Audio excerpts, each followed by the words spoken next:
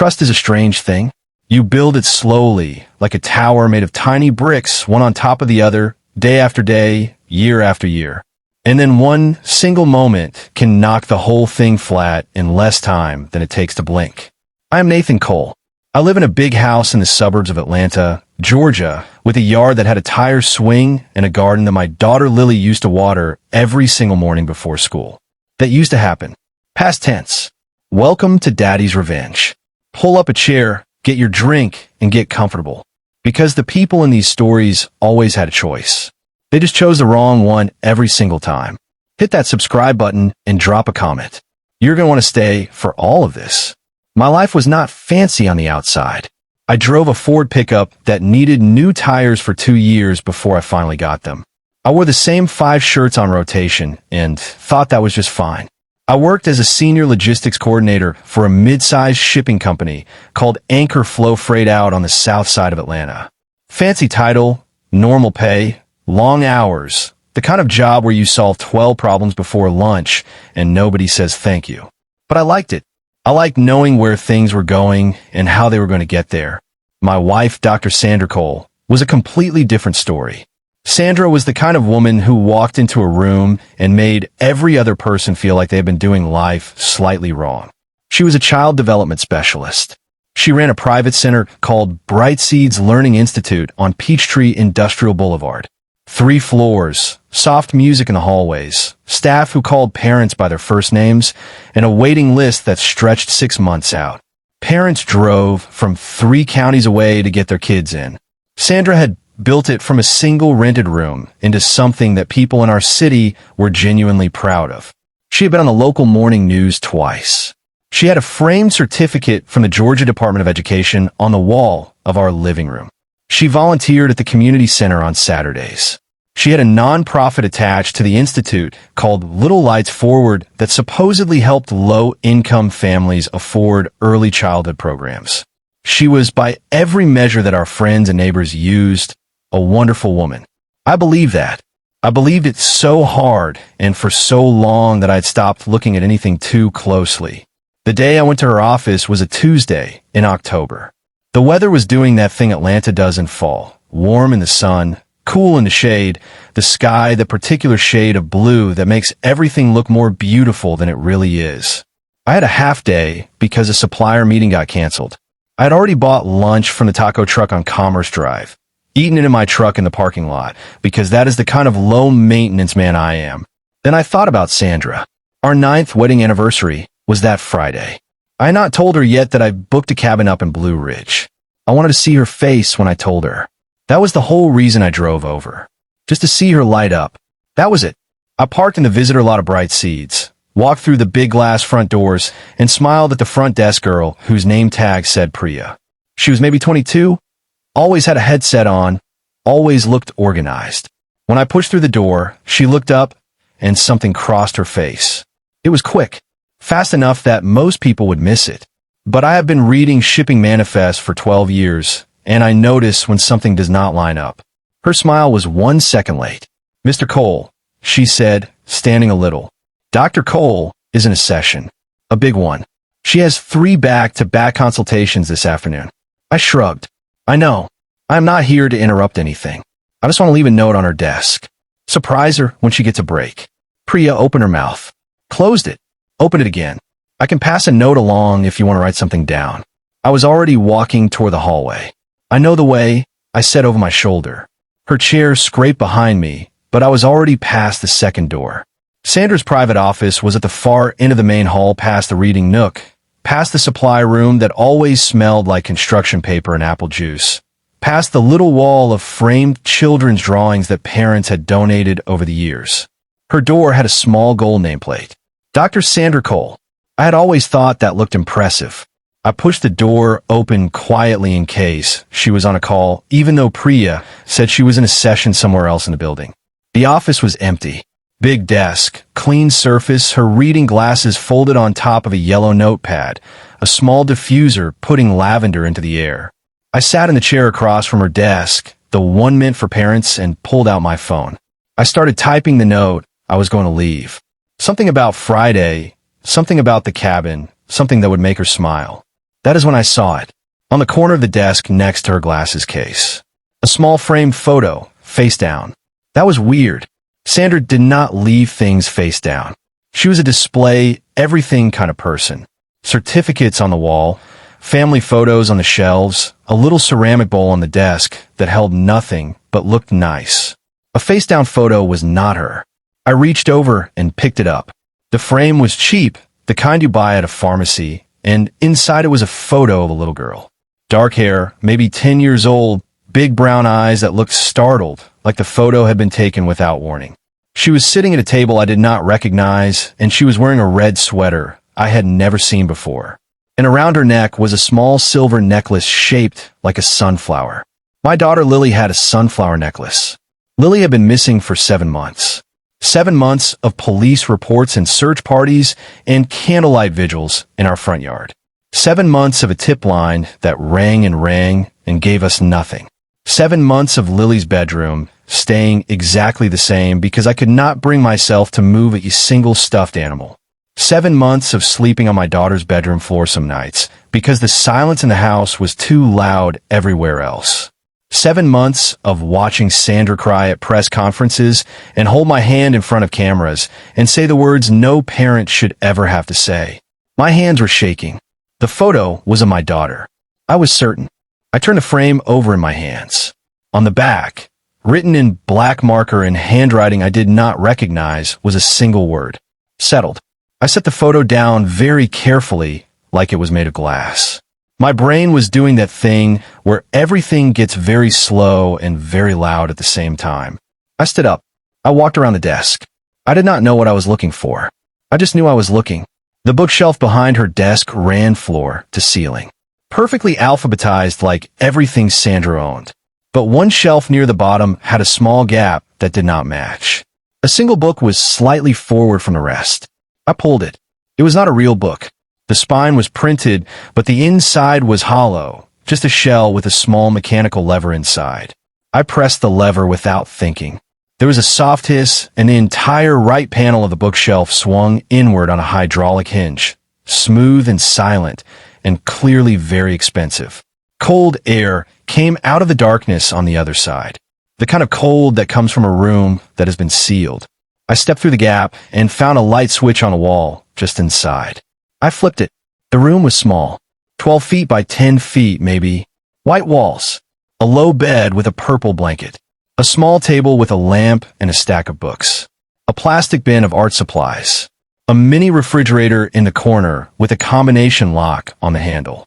And sitting on the bed with her knees pulled to her chest, wearing that red sweater with that silver sunflower necklace around her neck, was my daughter, Lily. She was smaller than I remembered. Her hair was longer, and there was something in her eyes that had not been there before. A careful, measuring look, like she was deciding whether to believe what she was seeing. Daddy? Her voice was so small. It came out like a question and a prayer at the same time. I crossed that room in 2 steps. I did not think about anything. I dropped to my knees and I pulled her into my arms, and she went very still for a half second, the stillness of a child who has learned to be careful. And then she grabbed my shirt in both fists and started to cry in a way that had no sound at first and then had too much. I held her and I did not let go. I do not know how long we stayed like that. What I know is that a second thing was being born in me at the same time. Something cold, something patient, something with a very long memory. I pulled back and looked at her face. I checked her hands, her arms, the back of her neck. She was thin in a way that scared me, but she was not visibly hurt. She had been fed. She had books. The room was temperature controlled. Whatever this was, it had been designed to look livable. They made it worse somehow. They made it planned. Lily, I said, keeping my voice as steady as I could, I need you to be very brave for a few more minutes. She nodded. She had always been brave. She got that from her grandmother, not from me. Can you put your shoes on? She reached under the bed and pulled out a pair of sneakers I had never seen. I took my phone out and dialed 911, and then I stopped. I stood in that hidden room with my daughter, putting on her shoes, and I thought about what would happen next if I called right now. Sandra would walk back to her office and find police cars in her parking lot. Sandra would call a lawyer before she said a single word. Sandra had the number of every influential person in 3 counties memorized because she had given keynote speeches to all of them. Sandra was the kind of person who, if given 30 seconds of warning, would walk out of the building looking like a victim instead of criminal. I put my phone back in my pocket. Lily looked up at me with her shoes half tied. "Are we leaving?" "Yes," I said, but quietly, like it is a game. She looked at me for a moment, and I saw her decide to trust me the way children trust their parents, even when they do not fully understand. She finished tying her shoes. She stood up. She took my hand. We walked back through the bookshelf gap, through Sandra's office, down the hall. Priya was standing in the reception area with a look on her face that told me she had been deciding for several minutes whether to do something. When she saw Lily, her face went completely white. "Mr. Cole," I said her name once. Just her name, like a door closing. She sat down. I walked Lily through the front doors, across the parking lot, and buckled her into the passenger seat of my pickup truck. She looked out the window at the building where she had been kept for 7 months like she was trying to memorize something about it. I started the truck. I did not call 911 from that parking lot. I did not call my brother or my mother or any of the people whose numbers I had worn out over the last 7 months. I drove to my cousin Marcus's house on the other side of the city. Marcus was the kind of man who asked no questions and made very good grilled cheese sandwiches. Marcus opened the door, looked at Lily, looked at me, and said absolutely nothing. He pulled the door wider. He went to the kitchen and put bread in the toaster oven.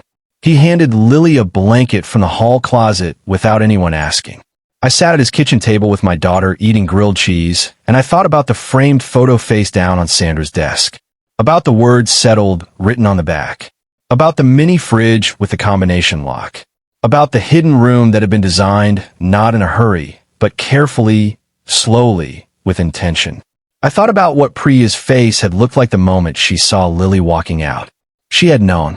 Priya had known and had sat behind that front desk greeting parents and answering phones and doing whatever normal Tuesday thing she did while my daughter was 20 feet down the hall behind a fake bookshelf. I thought about all the people who had cried at our candlelight vigils. Sandra had organized those vigils.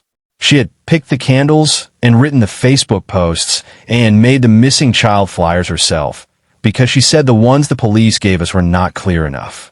She had held my hand in front of every camera and whispered that we would find Lily. She had been the most devoted, most broken-looking, most grief-stricken mother in the city of Atlanta.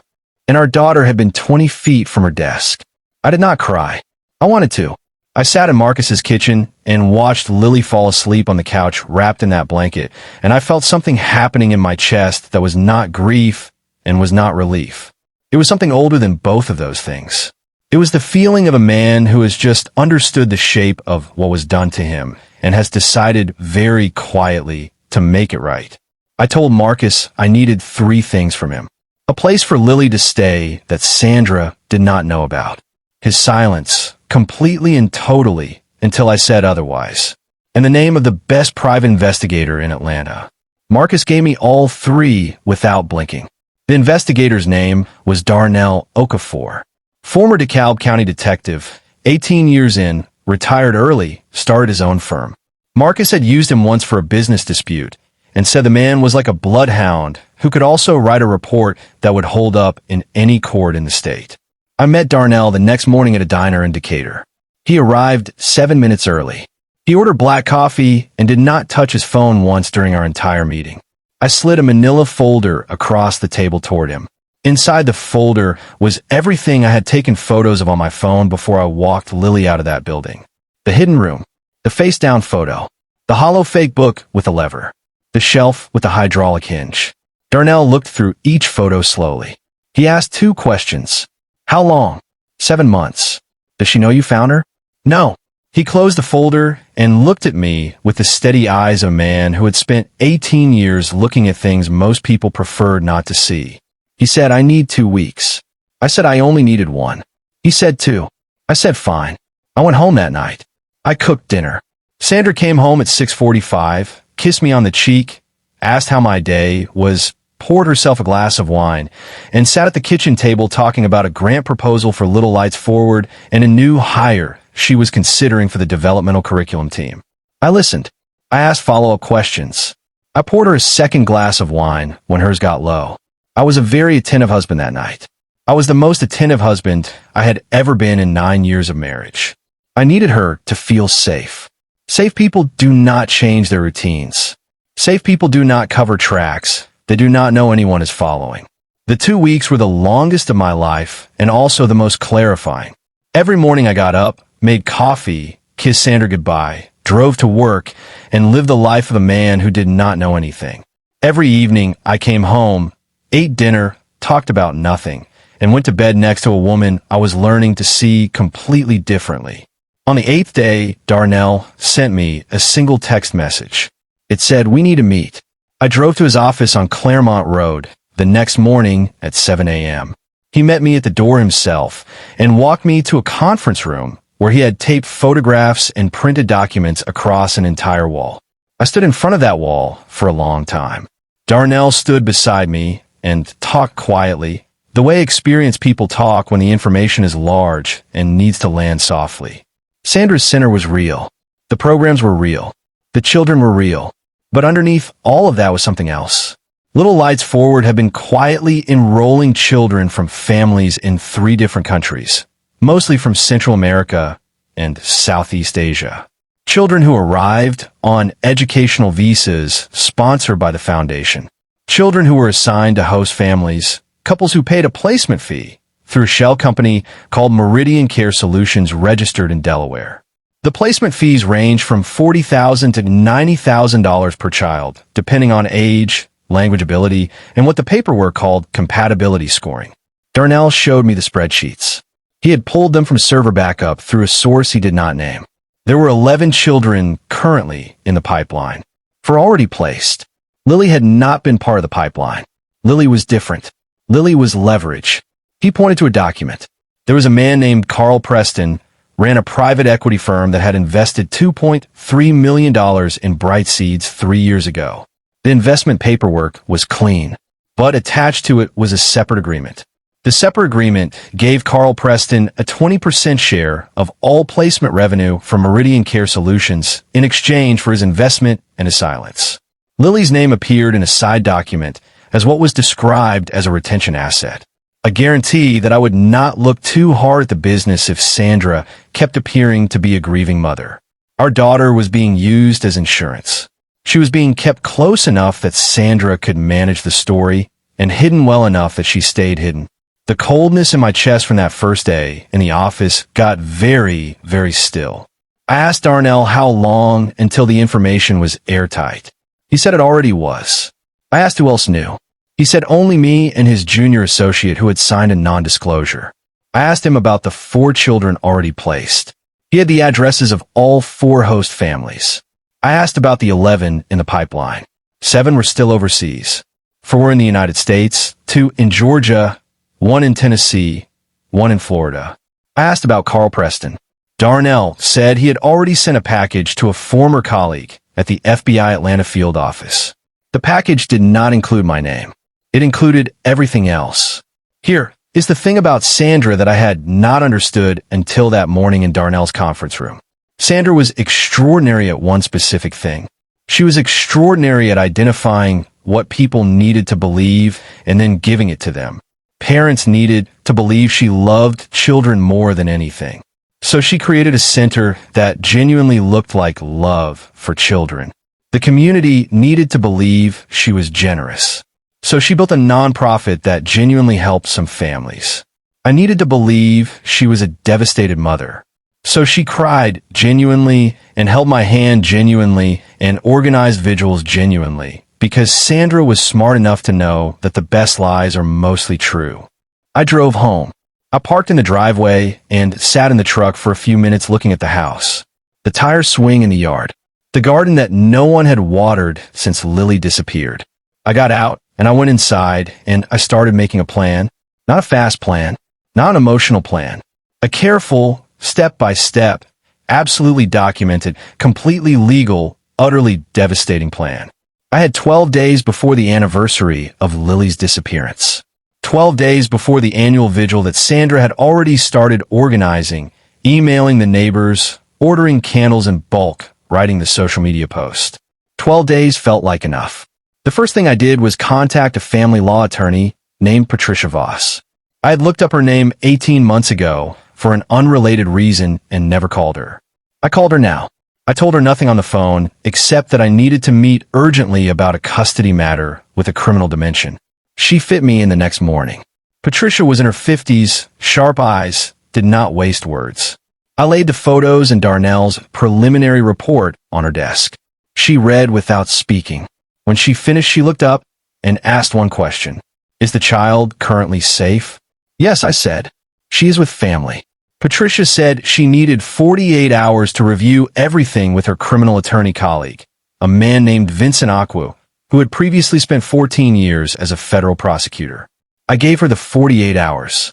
Vincent Aqua called me on a Thursday evening. He spoke for 11 minutes, and I listened to every word. He said the federal trafficking statutes were clear, and the documentation Darnell had compiled was more thorough than most of what he had seen from professional investigators. He said Carl Preston's involvement elevated the case from state to federal jurisdiction. He said he knew who to call. He said the same thing Patricia had said. Is the child safe? Yes. Then we proceed. I said I had one condition. He waited. The arrest happens at the vigil. Sandra had organized it for Saturday evening at 7 p.m. in our front yard. Every neighbor would be there. Every local journalist who had covered Lily's disappearance would be there. The television crew from Channel 11 who had done 2 follow-up segments would be there.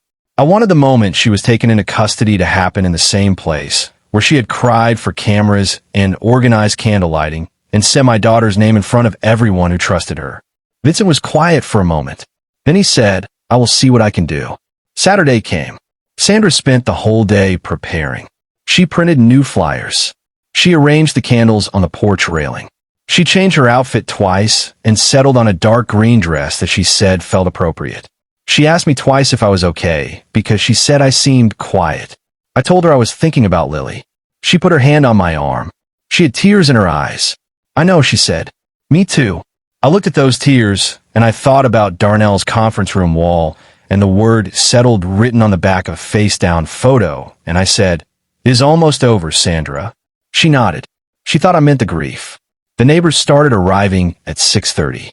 By 7, the front yard was full of people holding white candles.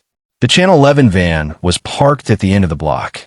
I stood near the porch and watched Sandra move through the crowd with the grace of someone who had been managing rooms full of people her entire professional life. She thanked everyone for coming. She hugged the neighbors who had helped with the original search party. She spoke to the reporter quietly, setting up the interview that would happen after the ceremony. She was composed and warm and heartbroken looking, and everyone around her was moved by it. I had my phone in my pocket. At 7:12, I sent a single text message to Vincent Aqua. 3 letters. Now, at 7:16, 2 unmarked sedans and 1 marked patrol car pulled up to the front of the house. Sandra was standing at the small podium she had set up near the porch steps, holding her candle, beginning to speak. She saw the cars at the same moment the neighbors did. The yard went very quiet in the way yards go quiet when everyone knows something is happening, but nobody knows what it is yet.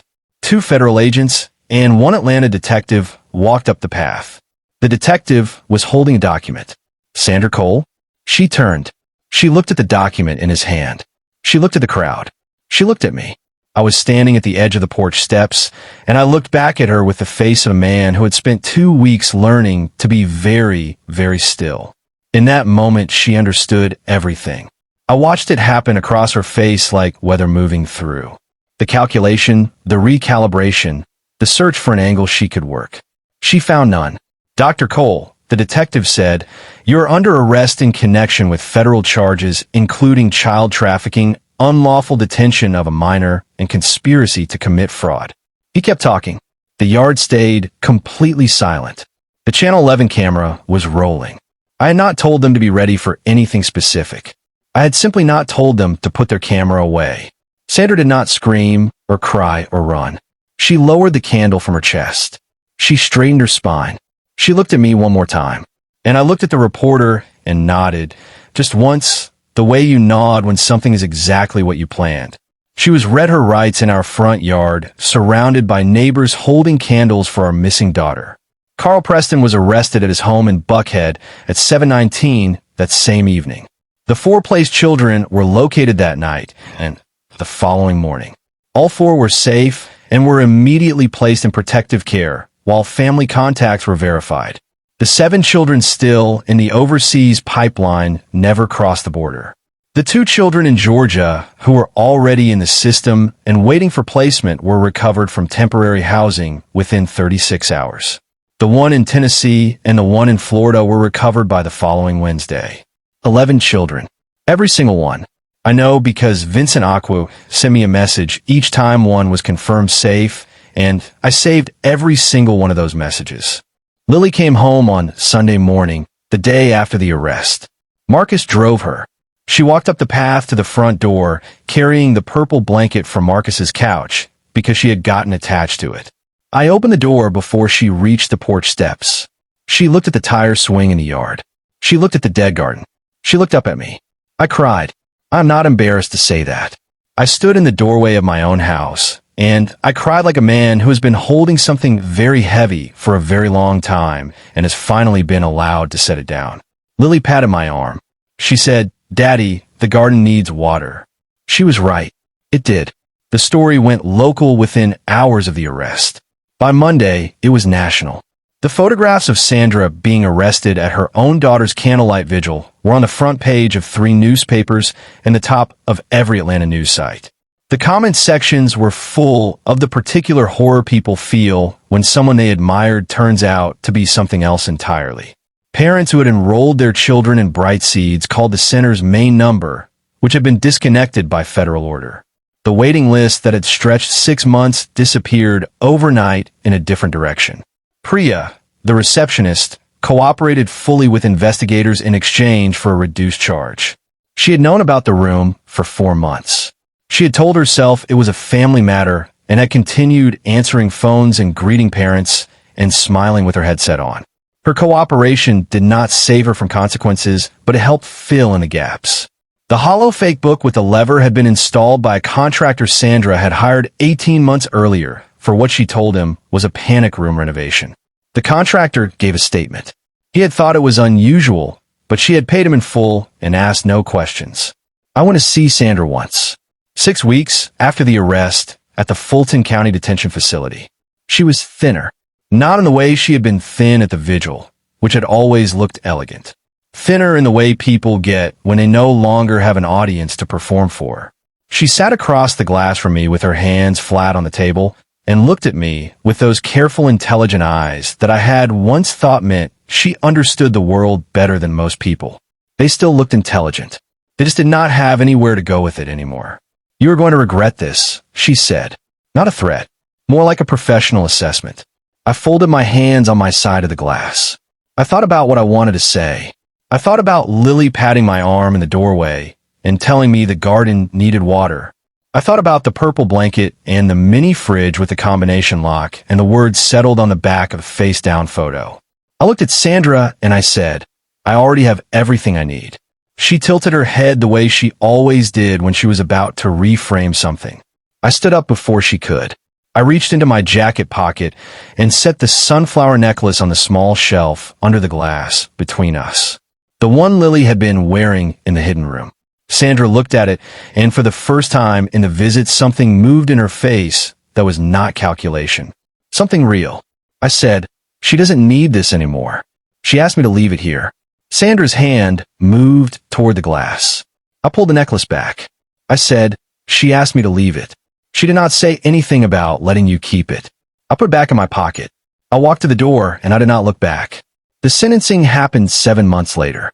Sandra received 38 years on the federal trafficking and unlawful detention charges with no possibility of parole for the first 25. Carl Preston received 19 years. His legal team had tried to argue limited involvement, but the spreadsheets and the side agreement with the phrase retention asset were very difficult to argue around. Vincent Aqua attended the sentencing. He texted me afterward. One word. Done. I read it in Lily's garden. She had replanted it in the spring, mostly sunflowers, which she had always liked, and tomatoes, which she said she was going to try even though she did not actually like tomatoes yet. The children from the trafficking network were returned to their families of origin, where those families were located and verified safe. 3 children whose family situations were complicated were placed with vetted adoptive families through a proper legal process with court oversight. A non-profit advocate organization in Atlanta took on the cases pro bono. I donated a portion of the settlement from the civil suit, which I will not discuss in detail here, to that organization. I do not say that to sound generous. I say it because it needed doing, and I had the ability to do it, and sometimes the only response to a large, terrible thing is a smaller good thing done carefully. Lily is in 8th grade now. She is on the school soccer team, and she's not very good at it, but she's enthusiastic, which her coach says counts for more than people think. She has a therapist she likes, a woman who wears interesting earrings, and has an office with a lot of plants. Lily says the plants make it feel less like a therapy office and more like a greenhouse where they happen to talk about feelings. She waters our garden every Saturday morning like she used to before. The sunflowers came back thick this year, taller than last year. The garden does not look like something that was neglected for 7 months anymore. It just looks like a garden. I still drive the Ford pickup. It has new tires now and a small sunflower sticker on a rear window that Lily put there without asking, and which I have no intention of removing. I am not a hero. The newspapers call me one, and I understand why they use that word, but it is not the right one. A hero is someone who runs toward danger. I drove across Atlanta to tell my wife about a cabin reservation, and I found a fake bookshelf. What I did after that was not heroism. It was just a father who paid attention when something did not line up, and who was patient enough to see it all the way through. If you're still here, thank you.